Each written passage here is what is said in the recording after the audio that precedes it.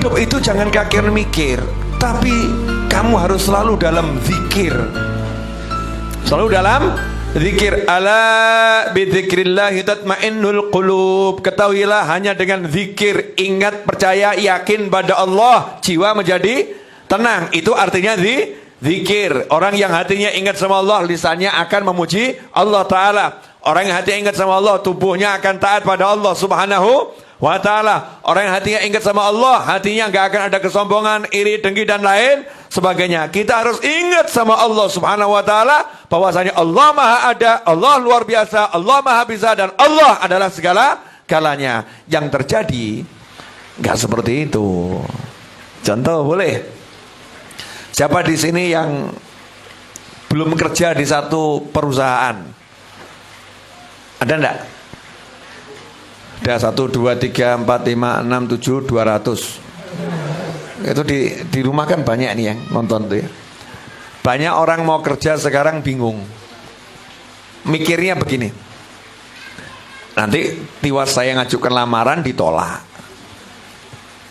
Nanti tiwas saya mulai usaha, nyatanya akhirnya nggak ada yang beli. Nanti kalau rugi. Semua yang di kepalanya itu adalah apa? Perencanaan. Perencanaan A, perencanaan B sampai Z. Perencanaan menurut ilmu yang ada di kepalanya. Ilmu, bukan Allah Subhanahu wa ta'ala. Hidup itu dengan bismillah dulu, bukan yang lain. Bismillah. Allahnya dulu. Saya, ya Allah, mau ngelamar ya Allah. Tolong saya ya Allah. Kamu misalnya mau melamar anaknya seseorang, kebetulan anak itu cantik, kamu jelek. Maju atau mundur? Gaya.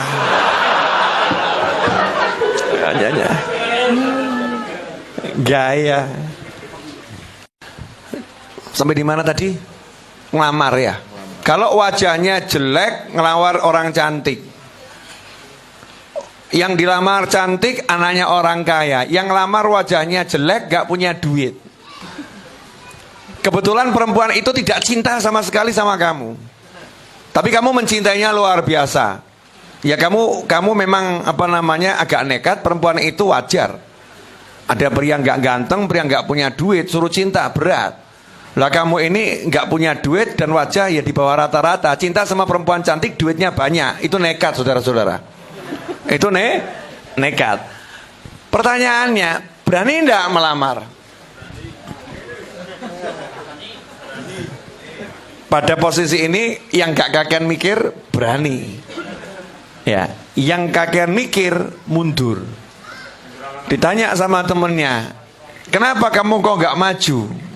Jawabannya, aku sadar diri. Wajahku jelek di bawah rata-rata. Hartaku nggak cukup untuk ngelamar dia. Dia cantik, kaya, orang tuanya mapan. Ya pasti aku nggak akan diterima, pasti ditolak. Ini semua walaupun hitung-hitungannya seakan-akan masuk akal ya, seakan-akan masuk akal. Tapi ini kemusyrikan.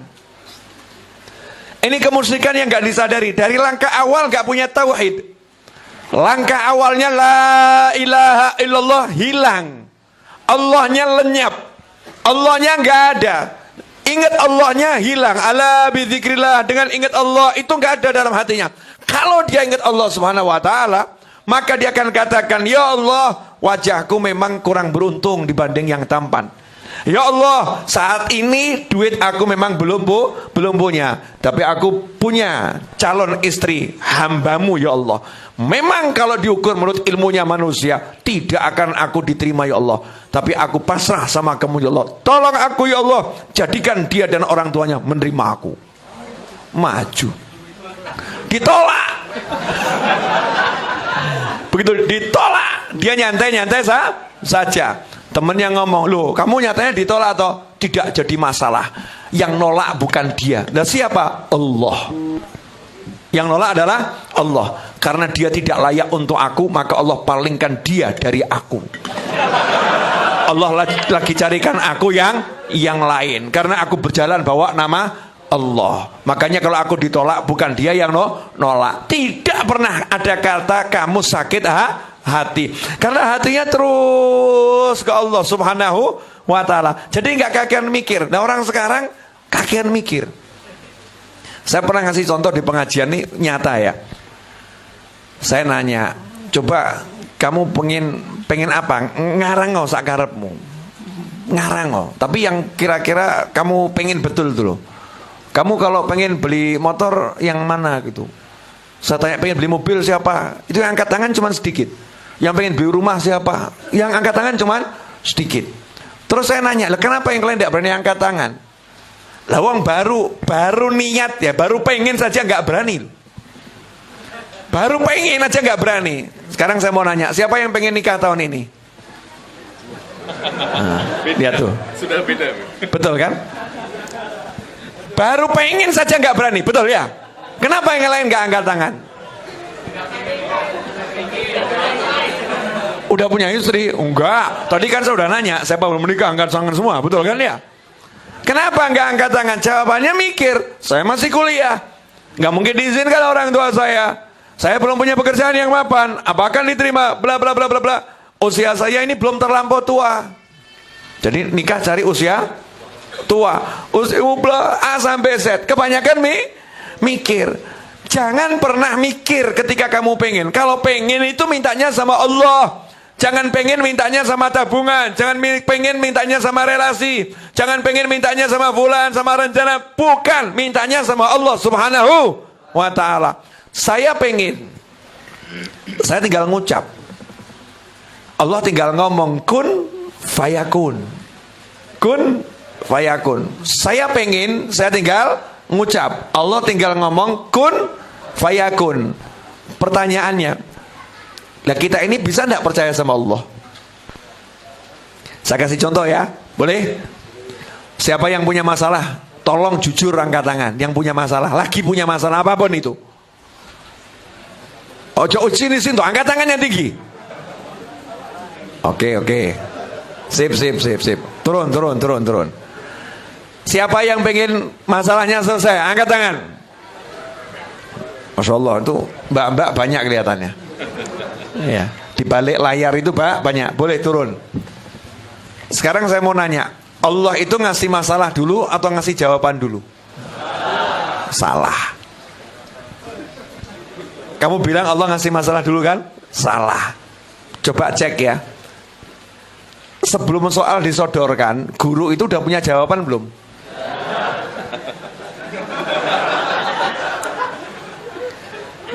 Jadi kalau buat soal, buat kuncinya enggak? Jadi soal dan kunci soal, betul kunci jawabannya, benar? Oke. Kalau kamu dikasih soal, tapi sebelum dikasih soal kamu dikasih kuncinya dulu. Seperti kalau ujian-ujian tuh ada bocoran kunci dulu kan gitu ya? Bocoran kunci. Kamu percaya enggak sama bocoran kunci itu? Yang percaya, yang enggak percaya. Yang percaya dengan pede digarap. Nyantai tanpa beban, betul? Keluar dengan senyum dia. Gimana? Wah, gampang. Bener kan? Gampang. Kenapa? Soalnya tidak dilihat. Jangankan dipikir, dilihat saja tidak. Soalnya nggak dilihat. Yang dia hafalkan hanya kuncinya. Betul. Nah, jadi kalau memang kuncinya itu 100% benar, kamu pilih mana? Melihat soal atau ngapalin kunci? Ayo yang pintar dikit, melihat soal atau ngapalin kunci? Melihat soal atau ngapalin kunci? Jadi kalau orang ngapal kunci dikasihkan soal yang kuncinya itu kunci jawaban untuk soalnya. Kemudian dikasihkan soal, soalnya dilihat atau ditutup? Enggak ya, dia tutup, jepret. Wah, temannya ngomong, stres. Dia nyantai-nyantai saja. Mayar, gampang. Keluar. Gurunya nanya, Mas, kamu udah garap beneran? Bener. Kok soalnya nggak dilihat? Oh, beda level pak. Makom saya berbeda dengan yang lain. Masya Allah. Ternyata begitu dilihat hasilnya nilainya 100. Bener semua. Temennya heran, kamu kok bisa soal ditutup cepet keluar nilainya 100? Jawabannya, wong saya udah hafal kuncinya.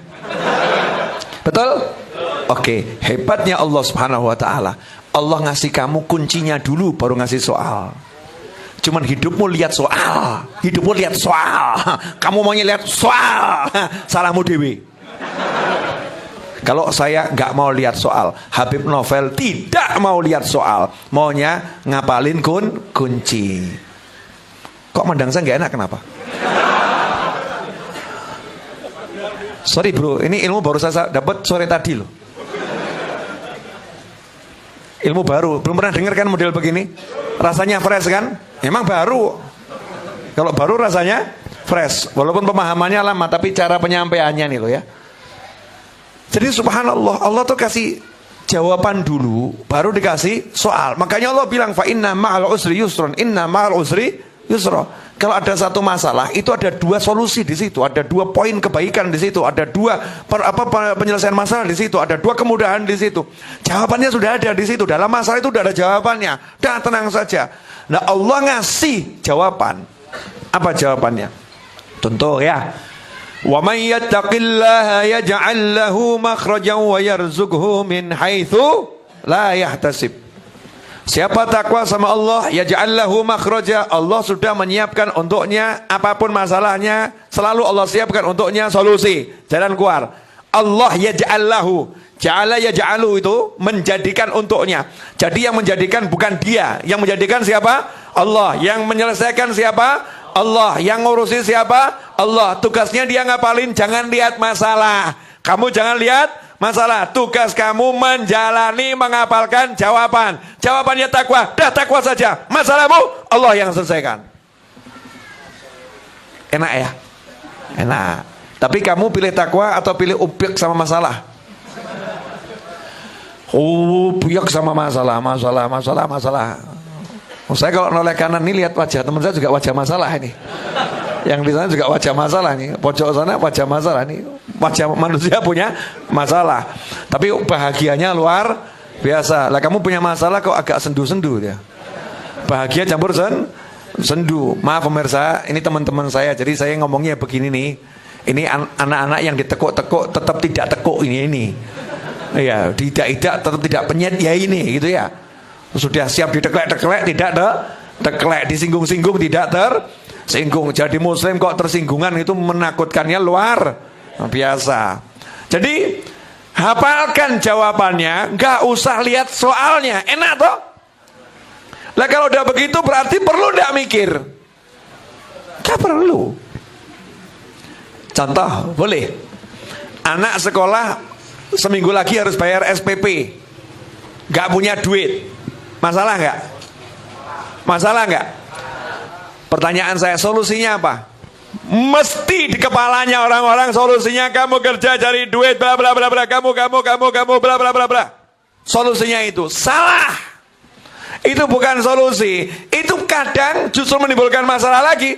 Nimbulkan masalah lagi. Kamu cara mikirnya keliru, bukan gitu. Terus gimana? Masalahmu belum punya duit untuk bayar SPP, waktunya minggu depan. Oke? Caranya menyelesaikan gimana? Bukan kerja. Kerja nggak bisa mendatangkan rezeki. Dan bukan nganggur. Nganggur juga tidak bisa mendatangkan rezeki. Siapa yang bisa datangkan rezeki? Allah Subhanahu wa ta'ala. Maka nomor satu kamu tanya sama Allah, solusinya apa ya Allah? Allah kasih tahu, faqultu astaghfiru rabbakum innahu kana ghaffara yursilis samaa 'alaikum midrara wa yumditkum bi amwalin wa banin wa yaj'al lakum jannatin wa yaj'al lakum anhara. Kata Nabi Nuh kepada kaumnya, kalian istighfar sama Allah, nanti Allah kirimkan hujan yang lebat dari dari langit. Masalahnya waktu itu paceklik. Allah kirimkan hujan yang lebat dari langit. Allah kasih kamu harta yang banyak jenisnya. Kemudian Allah beri kamu anak keturunan. Allah beri kamu kebun-kebun. Allah beri kamu sungai-sungai. Masalahmu semua selesai asal kamu istighfar. Di situ disebutkan nanti diberi harta yang sangat banyak. Jawaban dari Allah. Berarti saya akan tekun istighfar. Istighfarnya dikencengin. Kemudian sholat, perintahkan keluargamu ya untuk sholat. Wa'mur ahlaka bis sholat, dan bersabarlah. Kami nggak pernah minta rezeki kepadamu, kami yang kasih kamu rezeki, kami yang kasih kalian rezeki. Udah, berarti saya harus perbaiki sholat saya. Allah akan kasih saya rezeki. Nabi bersabda SAW, silaturahim itu akan menambah umur dan memperluas rezeki. Oh, silaturahim Itu membuat rezeki jadi luas. Maka ditulis dia, jawabannya dihafalkan. Jawabannya istighfar, jawabannya sholawat, jawabannya oh ternyata takwallah, menjauhi yang dilarang, melaksanakan yang diperintah. Jawabannya oh silaturahim, jawabannya oh sedekah, jawabannya senyum sama orang. Jawaban. Sehingga programnya dia keluar nggak cari duit. Programnya keluar nggak cari duit, tapi apa? Nunggu solusi dari langit yang pasti. Kalau kerja nggak usah dibahas. Yang namanya orang hidup butuh duit, dia bekerja. Tapi kerja dia itu cuma ibadah, sarana. Gak pernah niat cari duit, sehingga dia nyantai. Jalan kemana-mana silaturahim, senyum, sholat, zikir, istighfar. Tiba-tiba belum harinya selesai masalahnya. Itu orang akan heran. Orang yang satu ini kok setiap kali dikasih masalah kok nggak pernah kena masalah ya? Heran saya. Dikasih masalah model apapun kok terjawab terus ya? Terjawab terus. Kenapa ini? Rumusnya apa? Kenapa selalu masalah? Tidak pernah jadi masalah buat beliau, tapi justru menjadi sesuatu yang luar biasa. Jawabannya, dia nggak pernah mau lihat soal. Yang dia lakukan adalah menghafalkan jawaban. Ikhwani rahimakumullah. Sudah gitu belum kita ini? Ini kok lihat saya nggak enak semua, kenapa ini? Selama ini sibuk bahas masalah atau bahas jawaban? Masalah. Makanya mulai malam hari ini pemirsa dimanapun Anda berada, rubah cara hidup Anda. Anda harus merubah cara hidup dengan pola pikir soal nggak perlu dilihat, jawaban harus dihafalkan.